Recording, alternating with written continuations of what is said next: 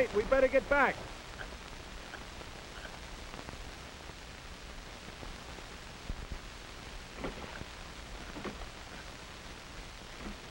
How's the can?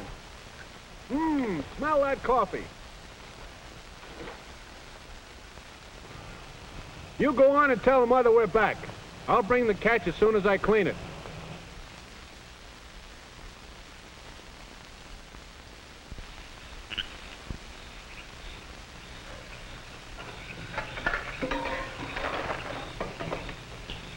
Hi, dear. Well, hi. Jack said you did all right. Well, they ought to make enough for supper. How did you and Betty do? Oh, we came in early so that we could get some packing done and get an early start in the morning. Don't remind me going home. Can't we squeeze in one more day? Oh, I'm afraid not, son. I have to be back to work on Monday. Mm-hmm. And you and Betty have to get ready to go back to school. School already. Gee, seems like the summer just started.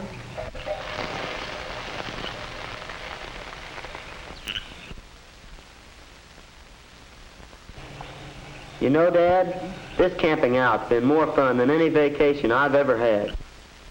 That's fine. It surely has. I hope we can do this again next summer.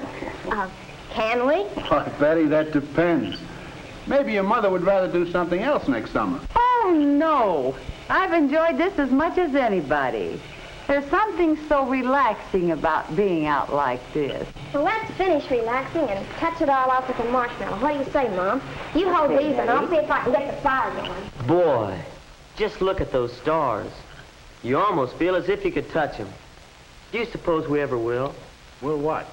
Oh, reach the planet, the moon, space travel. No doubt about it. Oh, maybe it'd be a long time before we reach the planets. They're pretty far away. But a space station first, and from there, on out to the moon. That's on the way, and maybe quicker than we think. Why, Dad, you're the last person on Earth I'd expect to believe that. Well, Why, Betty, your father's not entirely lacking in imagination.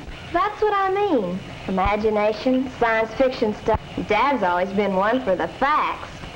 Well, I know one thing. If they do build a space station in my lifetime, or send a ship to the moon, I'm going to be ready to go. I'm going to have my name on the waiting list. are you? Gonna go? Sure. No. I mean, are you going to be ready? I don't see why not. It's gonna take someone with a spirit of adventure. I still say, are you going to be ready? I don't know what you're getting at. The facts, as Betty says. The fact is, adventure will be just one little part of it. Right now, you and Betty will have to get ready for the other things it'll take. Like what? Like what you know, what you understand. What courses are you taking next year? Oh, my schedule's already made out. In the 9th grade, you have to take mathematics and English and history. No science? Well, I had my choice of taking general science this year or next, but I put it off a year. Then you put your trip off a year. How come? What's the matter with you, Betty? I was just trying to imagine the look on Mr. Bristow's face if he thought somebody had enrolled in general science just to get ready to go to the moon. We are getting a little off the beam, aren't we? But only because we were talking about the moon. I could give you some down-to-earth reasons why I'd study science if I were the age of you two. Uh-oh, here it comes. The facts. Go on, Dad. You were saying? Well, my father pretty much grew up with the automobile. And I did the same thing with the airplane.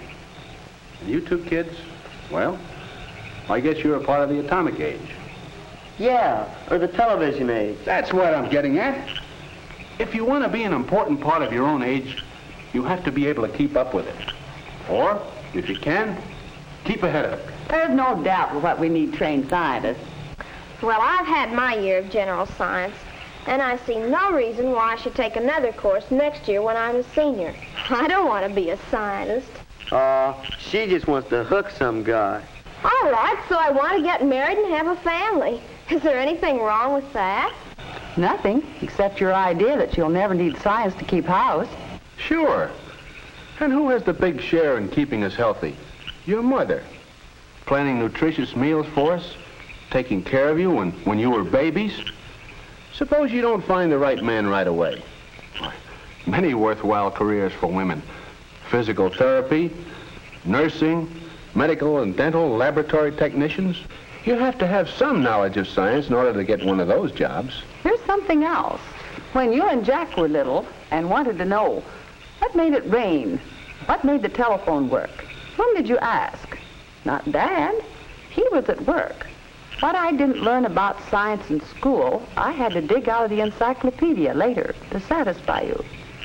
So you see, women need to know as much about science as some men do. There you said something, Mom. But what about me? I'm no Edison or Einstein. Maybe not. Maybe you won't be another Edison, but how do you know you won't? Edison may not have been a scientist when he was your age either.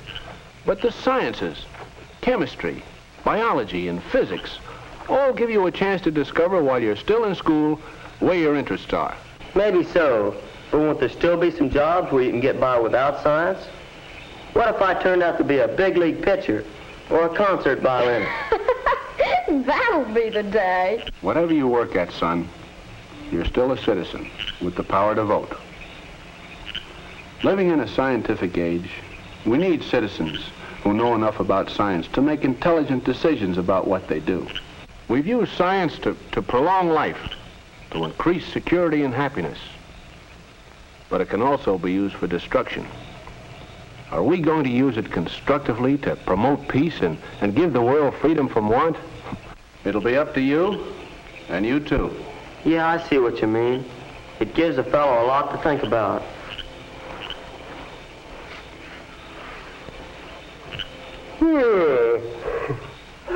Me too. 5 o'clock's going to come awfully early. 5 o'clock? Yeah, if we don't get started by then, we won't get home tomorrow night till after dark. I think we better all turn in. Aren't you two coming? I'll be there in a minute. Me too. Yes, Jack, the vacation will soon be over, and you'll be going back to school. You and Betty and thousands of other young people will get down to work in the business of preparing yourselves for the life ahead. And what good prospects the life ahead holds. You will live in finer homes than your forefathers ever dreamed of. You will travel in safety at speeds that would have staggered your grandfather's imagination. You will get to know the people of your world firsthand. 2 weeks in Paris. Overnight to Venice. These may be commonplace to you. As the science of agriculture advances, the world will be better fed and clothed and housed. You too will reap great harvests, and you will know the benefits of the many industries pioneered by science. But along with the blessings of a scientific age, you will shoulder new and great responsibilities. You will have to learn all you can about today's technology so that you can do your share of the world's work. So that you can encourage research. So that you can heal the sick. So that you can build the bridges and buildings and highways of tomorrow. So that you can teach, inspire, and encourage those who come after you. The fields of agriculture, of electrical and chemical engineering, astronomy, pharmacy, radiology, nursing, dietetics, all these and more require a basic knowledge of science. Some of you may be statesmen who must understand the impact and implications of science on society. You may well decide whether mankind is bettered or destroyed by the products of science. You will be ministers and social workers and psychiatrists who, through your comprehension of the adjustments men must make in a scientific age, can help us to grow spiritually and socially as we grow materially. But apart from future benefits, you will find the various fields of science are absorbing studies right here and right now while you're in school. Science is fun. It helps you to learn, to know, and to appreciate. When you study science, you may go on field trips. You discover the marvelous interrelationships between all living things.